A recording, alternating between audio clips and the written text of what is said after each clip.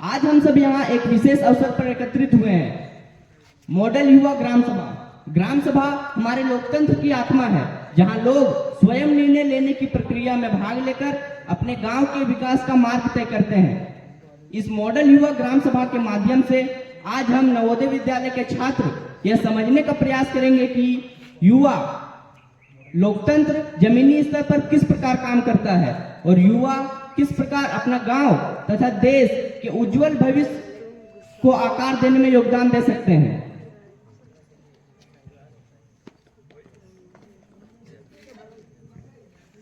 अब कृपया करके आप सभी वंदे मातरम सॉन्ग के लिए खड़े हो जाएं।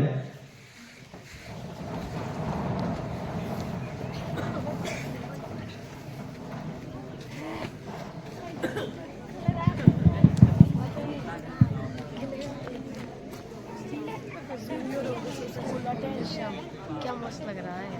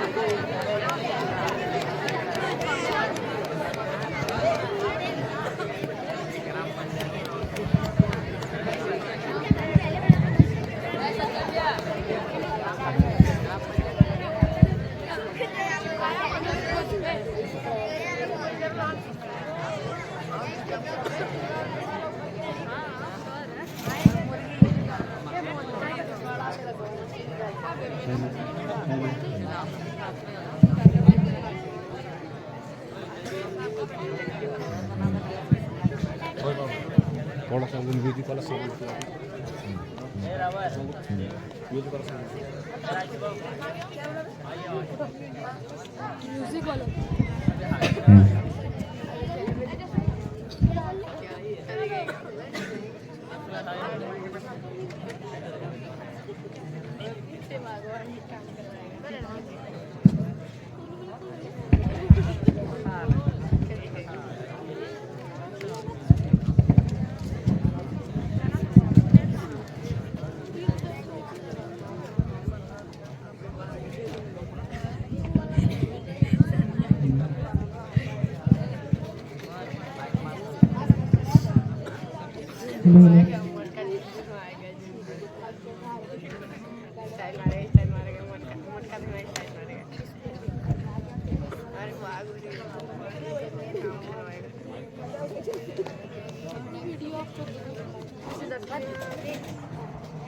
आदरणीय सदस्यों, आज की ग्राम सभा का आयोजन हमारे सरपंच जी के नेतृत्व में किया गया है।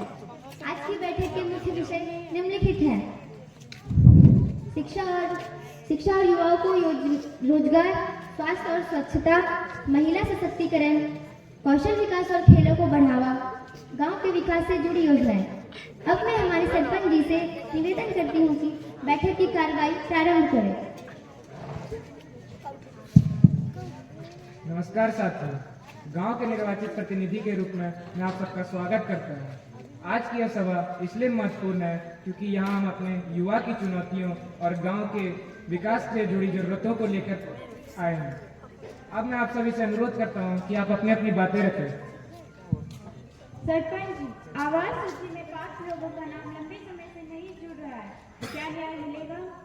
जी हाँ, नए सर्वे द्वारा पत्र ग्रामीणों की सूची में सम्मिलित किए जाएंगे। हमारे गांव के युवा खेती बाड़ी छोड़ रहे हैं।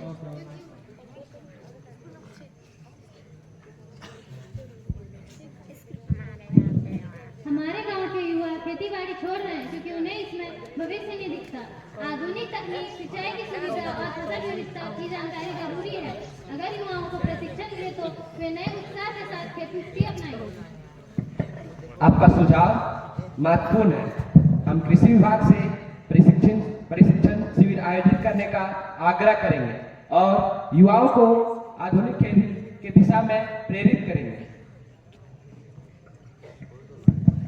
मैं मुखिया जी से आग्रह करती हूँ कि बारिश के मौसम में सड़क में जल भराव हो जाता है और घरेलू जल का भी निष्कासन नहीं हो पाता है, जिससे सड़क में गंदा पानी फैल जाता है। खुली नालियों के कारण मच्छर और जल भराव पैदा हो सकते हैं। इसके निष्कासन के लिए क्या उपाय किया जा सकता है? हाँ मुखिया जी, मेरे घर के पास में भी इस्तेमाल किया हुआ घरेलू पानी का बहाव कहाँ किया जाए, इसके लिए लोग आपस में रोज झगड़ते हैं। इस बात का समाधान तो यही है कि एक अच्छी सी नाली बन जाए।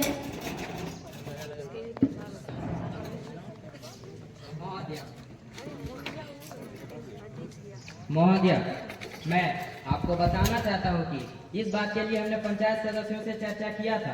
यह एक बड़ी परियोजना है कि हर घर के पानी को कहां विसर्जित किया जाए। इसको लेकर विवाद है क्योंकि गंदे पानी को सीधे नदी के पानी में विसर्जित कर देने से पूरी नदी गंदी हो जाएगी और गंदी पानी को ट्रीटमेंट देने के बाद नदी में छोड़ा जाए तो इस वजह से यह एक बड़ी परियोजना बन जाती है और हमारे पास उस परियोजना के अनुसार बजट नहीं है।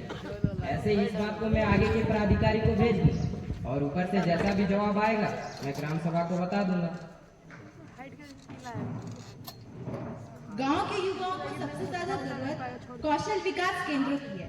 कई विद्यार्थी पढ़ाई पूरी करने के बाद भी बेरोजगार रह जाते हैं। अगर हमें कंप्यूटर, सिलाई, बढ़ईगिरी और अन्य डिजिटल सेवाओं का प्रशिक्षण मिले तो हम आत्मनिर्भर बन सकते हैं। बहुत सही बात कही। कौशल प्रशिक्षण और शिक्षा विकास हमारे प्राथमिकता में होंगे। हम जिला प्रशासन से मैदान और कंप्यूटर केंद्र की स्थापना के लिए अनुरोध करेंगे। मैं बताना चाहता हूं कि मनरेगा और सड़क नाली, साफ सफाई जैसे दूसरे कई काम हैं जिससे लोगों को यही काम मिल रहा है। अभी पंचायत भवन बनाया जा रहा है जिसमें अपने ही पंचायत के लोगों को काम मिला। आगे के बात को एनजीओ कार्यकर्ता जी बताएंगे कि क्या प्रशिक्षण योजनाएं चलाई जा रही हैं। सरकार ने कई कौशल प्रशिक्षण योजना चला रखी है।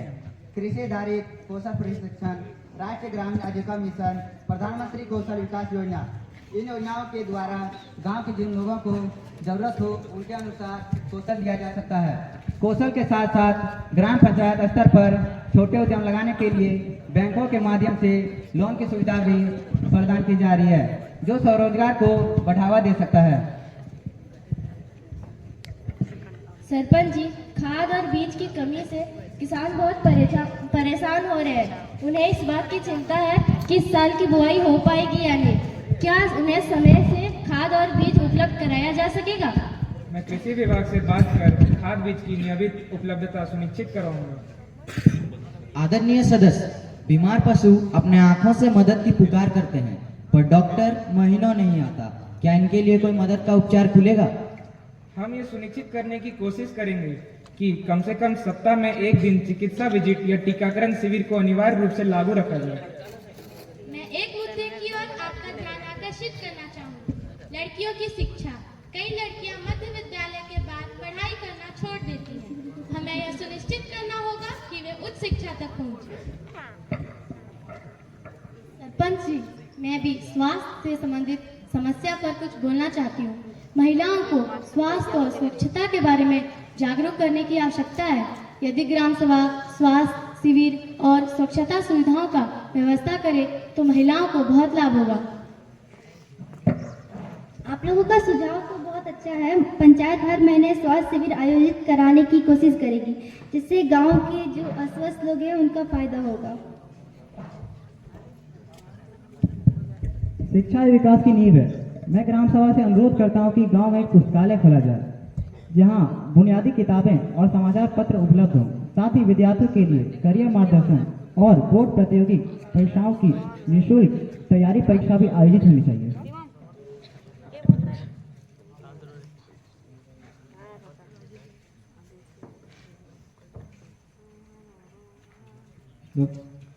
आपका प्रस्ताव सराहनीय है। हम पुस्तकालय के लिए निधि आवंटित करने का प्रयास अवश्य करेंगे और एनजीओ से सहयोग भी लेंगे। माननीय सरपंच जी, रात होते ही बिजली ऐसी गायब हो जाती है जैसे अंधेरा उसे निकल गया हो। गांव की गलियां भय की चादर ओढ़ लेती है। क्या उजाला लौटेगा? जी हाँ, बिजली विभाग से तत्काल कार्रवाई कराई जाएगी और गांव के सभी स्ट्रीट लाइटों को सुधरवा कर गांव में फिर से उजाले का सहयोग बनाया जाएगा। माननीय सदस्य दो, नहरों में पानी न आने से खेतों को पानी नहीं मिल पाते हैं, जिससे पौधा सूख रहा है, तो इसका समाधान की कोई उपाय करें। हम नहर में पानी सुनिश्चित कराने के लिए हम सिंचाई विभाग को पत्र भेजकर समय पर जल आपूर्ति करने की कोशिश करेंगे और पानी को सच्चे करने की भी उपाय करेंगे, जिससे कि पानी की उपलब्धता में किसी की कमी नहीं होगी। और इसके साथ तालाब गहरीकरण भी करेंगे। और अगर इसके अलावा किसी के पास कोई सुधार का प्रस्ताव हो तो वो बता सकते हैं। धन्यवाद। सम्माननीय स्वास्थ्य कार्यकर्ता, स्वच्छता सीधे स्वास्थ्य से जुड़ी है। हमें गांव में स्वच्छता अभियान चलाना चाहिए और गांव में कूड़ेदान एवं स्वच्छ पेयजल की उपलब्धता करानी चाहिए। इन सब गतिविधियों में गांव के युवाओं को भी नेतृत्व करना चाहिए। आपका प्रस्ताव बिल्कुल सही है। मैं आग्रह करना चाहती हूँ कि महीने में एक बार होने वाले स्वच्छता अभियान और स्वास्थ्य जागरूकता रैलियों में गांव के सभी युवा बढ़ चढ़ कर भाग लें। धन्यवाद। विद्यालय भवन टूट रहा है और खेल की सामग्री भी पुरानी हो चुकी है। कई सामान तो उपलब्ध नहीं है। इससे हमारे बच्चों की सार्वभौमिक विकास नहीं हो पा रही है। पंचायत इसके लिए क्या करेगी? हम विद्यालय मरम्मत और नई सामग्री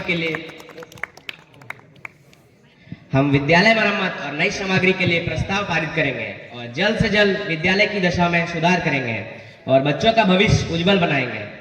बच्चे हमारी प्रमुख प्राथमिकता है, क्योंकि वह हमारे गांव के भविष्य है। माननीय सरपंच जी, हमारे गांव में नल जल योजना तो आ चुकी है, लेकिन नल में पानी नहीं आता है। आता है भी तो पानी गंदा रहता है, जो पीने लायक नहीं रहता है। इसमें कोई सुधार हो सकता है क्या? जैसा कि आप सभी ग्रामवासी जानते ही होंगे कि गांव में उतनी बिजली रहती नहीं है, जिससे मोटर चल नहीं पाता। इसी कारण से पानी की उपलब्धता नहीं हो पा रही है। दूसरा कारण गंदे पानी की सप्लाई की। कई लोग गांव में नल की टोटी को तोड़ दिया करते हैं, जिससे बहुत पानी बर्बाद होता है। हमने कई बार इसे ठीक भी कराया है, लेकिन कई ग्रामवासी इसे फिर तोड़ देते हैं। आप सभी ग्रामवासी से आग्रह करता हूं कि इसका थोड़ा ध्यान रखें और कहीं पानी बर्बाद ना हो, इसका भी ध्यान रखें। धन्यवाद। माननीय सदस्य, शौचालय न होने से हमारी बेटी और बहनों की मर्यादा हर दिन आद होती जा रही है। सामुदायिक शौचालय में गंदगी का साम्राज्य है, क्या इस पीड़ा का अंत होगा? हम स्वच्छ भारत मिशन के अंतर्गत हर घर में शौचालय और सामुदायिक शौचालय की नियमित सफाई को सुनिश्चित करेंगे। माननीय अध्यक्ष जी, राशन दुकान में अनाज की मात्रा ऐसे कम दी जाती है जिसे सोना तोला जा रहा हो।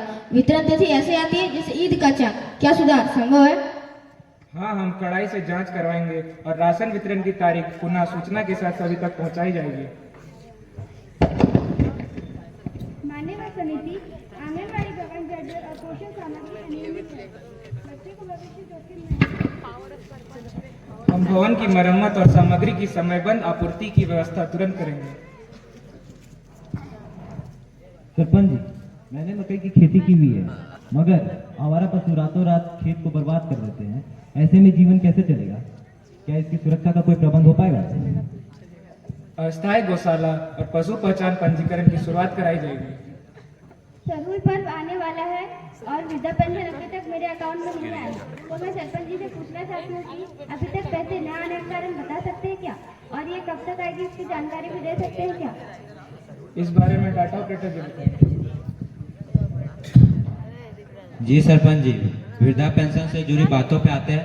दिक्कतें सरकार की तरफ से ही है, क्योंकि अकाउंट में पैसा नहीं है, ऊपर के पदाधिकारी ही भेज सकते हैं। मैया योजना पे बात किया जाए तो जिन महिलाओं ने सही से फॉर्म भरा है उनका पैसा आया है। हो सकता है इनका अकाउंट या नाम में कुछ गड़बड़ी हो। इनका विवरण देखकर पता कर लेंगे कि क्या परेशानी है। माननीय सदस्य, यदि आप में से किसी के पास कोई सुझाव है तो आप अपने सुझाव को पंचायत में रख सकते हैं। मेरे पास इस पंचायत के लिए एक सुझाव है। विद्यालय और बाजार तक जाने वाली सड़कों का निर्माण होना चाहिए। मेरे पास भी एक प्रस्ताव है। बिजली बचाने और रात में सुरक्षा बढ़ाने के लिए सौर ऊर्जा आधारित स्ट्रीट लाइट लगाई जानी चाहिए।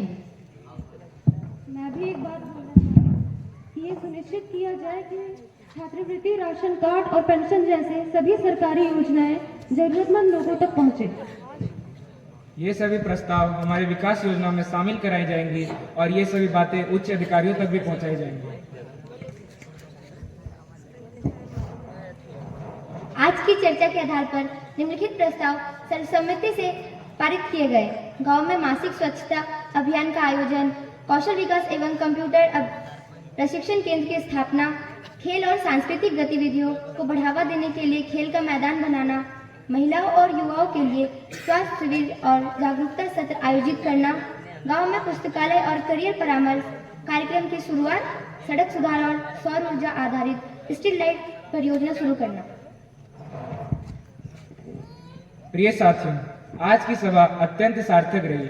हमारे युवा हमारी देश की रीढ़ है। यदि हम उन्हें शिक्षा, सशक्तिकरण और अवसर देंगे तो अवश्य हमारे गांव, देश को प्रगति बनाने में मदद करेंगे। मैं आप सभी से सक्रिय सहयोग के लिए हृदय से धन्यवाद करता हूँ।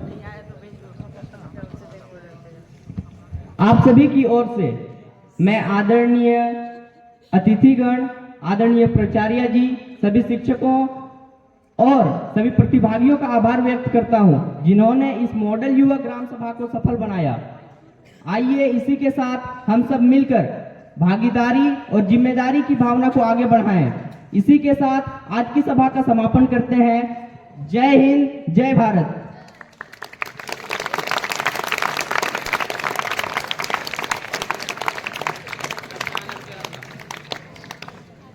हमारे